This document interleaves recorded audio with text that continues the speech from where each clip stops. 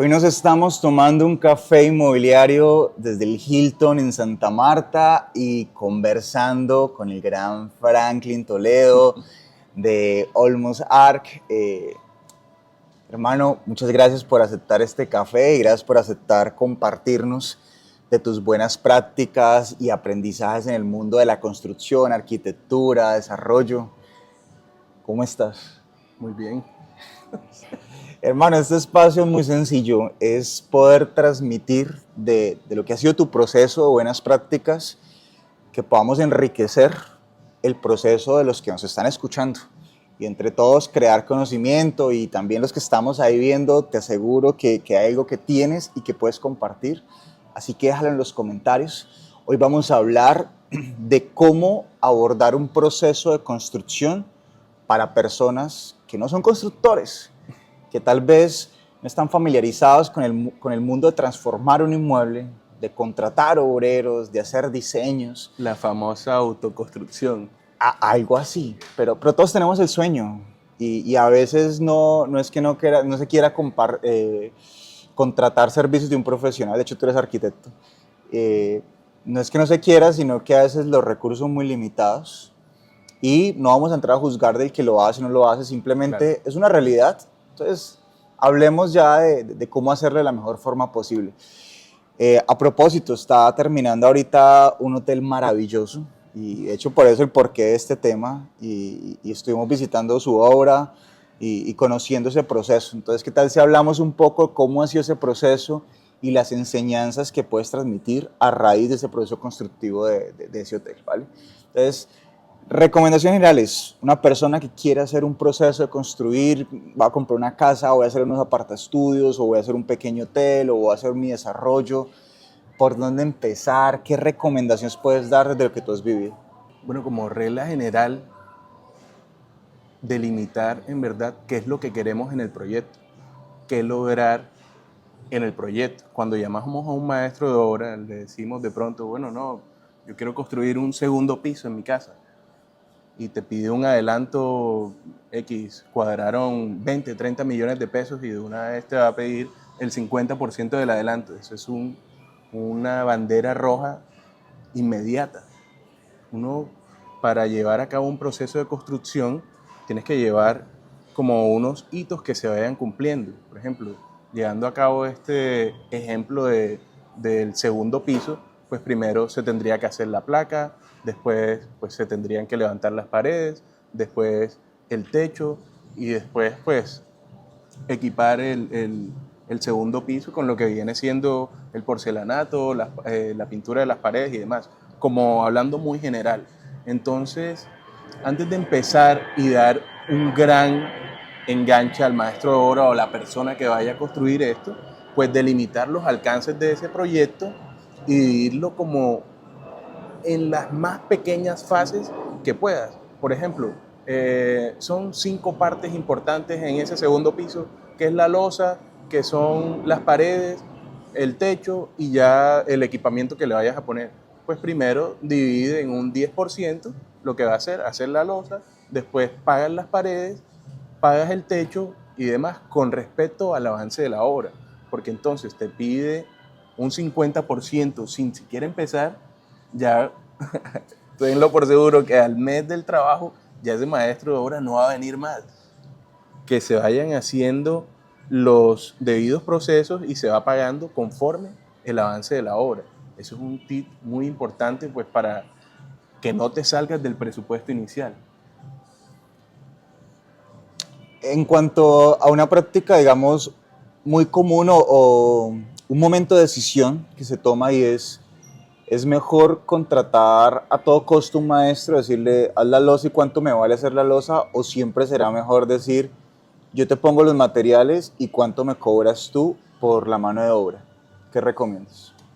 Pues eso también depende mucho del contexto y del tiempo libre de pronto del propietario de la obra. Generalmente, pues tienen sus trabajos y no revisan la obra hasta el final de la tarde que salgan, ¿sí me entiendes?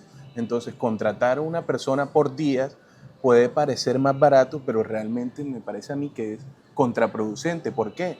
Porque si trabaja por días, pues a él le servirá estar la mayor cantidad de días en la obra. En cambio, si trabajas por contrato, él va a estar pues pisándose los talones con las personas que contrate, con los albañiles para que terminen rápido. Hay una cosa de que de pronto el trabajo por contrato, con el afán de terminarlo rápido, te dejan muchos detalles. Tú no puedes empezar un trabajo, o sea, por ejemplo, contratas aquí la losa y le faltó una parte de la losa y te dicen, no, pero falta un detallito y luego lo terminamos, vamos a empezar ya con las paredes. No, grave error, porque es que en esos detallitos es donde está el dinero de verdad, de que te nivelen bien y te entreguen 100% el check de lo que contrataste primero para avanzar al siguiente punto. Porque en detallito de aquí y de allá, pues el dinero va a ser bastante amplio. Entonces, bueno, eso es una recomendación Ahí de, vienen varias recomendaciones. Entonces, primero, no se contrata por tiempo de trabajo, sino que se contrata por éxito, por metros, sí, por ¿cierto? metros o por contrato Por global. contrato terminado. O sea, te va a pagar cuando termines esta pared. Tú verás si haces esa pared en 15 días o en un día. Cuando la termines te va a pagar lo mismo. Entonces va a motivar un poco más. Pero lo otro es que esa motivación por terminar rápido y cobrar puede llevar a dejar imperfecciones y montar de un nuevo contrato. Entonces, un momento, hasta que no se cierre a perfección cada detalle, no avanzamos a la siguiente fase para poder Claramente, garantizar obtener lo mejor de esos dos mundos. Uno, te estoy pagando es por efectividad, me está entregando rápido, pero también me está entregando bien. claro. Entonces, importante. Y en cuanto a lo que te decía de, es mejor contratar, por ejemplo, más hacer la pared, ¿cuánto me cobras por la mano de obra hacer la pared? Yo te pongo los materiales, independiente de que te pago por la mano de obra, pero cuando esté terminada, ¿sí? O pues por éxito de proyecto, pues. Y yo te compro los materiales o full, o sea, pared terminada con materiales, con mano de obra, con todo. ¿Qué recomiendas? Porque es muy común ver eso en cuanto a que muchas personas dicen, yo prefiero comprar los materiales. Decía justo alguien hace unos días, fui a comprar unos materiales y le dije al maestro, ¿qué me recomiendas en tal sitio? Costaba 8 millones. Y él hizo una llamada y vio que en otra parte costaba 6 millones. Entonces digo, espérate, porque aquí hubo una diferencia de 2 millones. Siguió llamando, lo consiguió como en 4 millones. Entonces digo, no, definitivamente me funciona mucho más estar yo garantizando por aparte comprar los materiales, ahorro, me vuelvo más eficiente y le pago solamente mano de obra. ¿Tú qué recomiendas ahí o cuál ha sido tu experiencia? Pues todo depende de una negociación a la final. Eh, Particularmente yo contrato con los maestros por metro producido. Si levantan 10 metros de una pared, es lo que pago. Sin embargo, lo que dices de los materiales es muy cierto, porque de pronto alguien que esté en la autoconstrucción, pues no mira en dos, tres locales y se va con la opción de esas tres locales que vio más barato. Pero de pronto uno que está en el medio, pues los proveedores te manejan unos precios más bajos. Bueno, hermano, hay ciertas construcciones que por su nivel, digamos, por su tamaño de proyecto, pues sencillamente se contrata a una compañía constructora y tiene todos digamos, encargados de obra y todo ello. Pero hay muchas construcciones que están a cargo del inversionista mismo, ¿sí?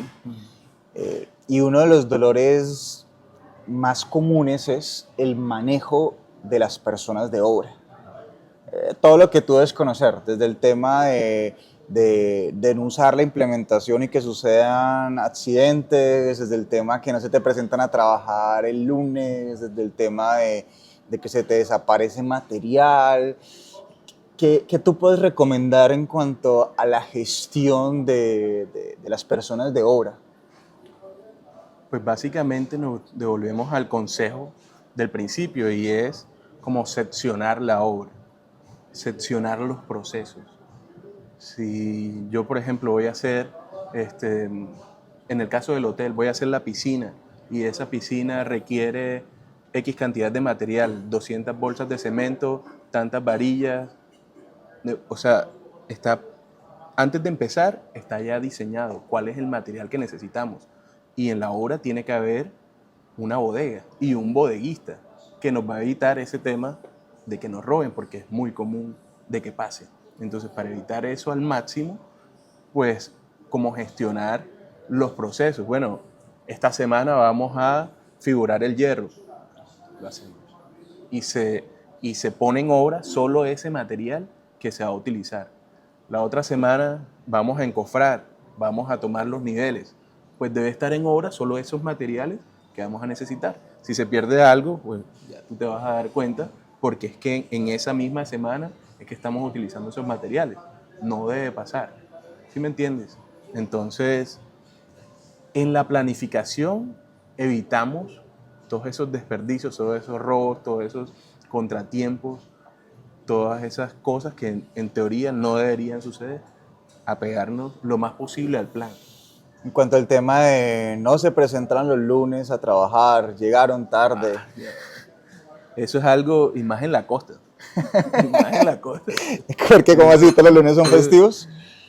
No para todos los trabajadores, tengo unos maestros de obra muy cumplidos, el señor Luis, el señor Javier, ya los conociste, esos señores están siempre presentes, pero hay ayudantes, hay trabajadores de que de pronto el fin de semana se los pegan y es muy probable que no aparezcan el lunes. Siempre hay actividades y hay trabajos que hacer en la obra, ¿ves? Si no están, ya hay un cronograma que seguir. Simplemente como a cada persona se le paga por la cantidad de obra que avance, por los metrajes que construya, por la cantidad de trabajo que haga, pues realmente él es el que se está perjudicando. Porque hay otro equipo atrás que la obra no se va a parar porque él no venga.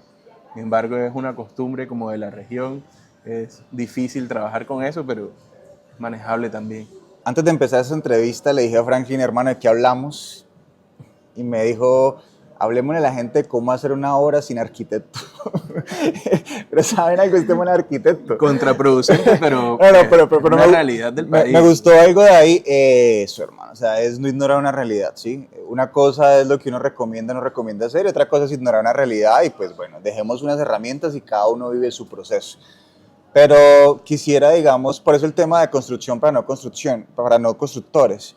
Pero quisiera preguntarte entonces, ¿por qué sí se debería contratar a un arquitecto y por qué quitarnos ese mito de que lo va a hacer muy caro, de que lo va a hacer inviable financieramente? ¿Por qué sí deberíamos contratar el servicio de un profesional?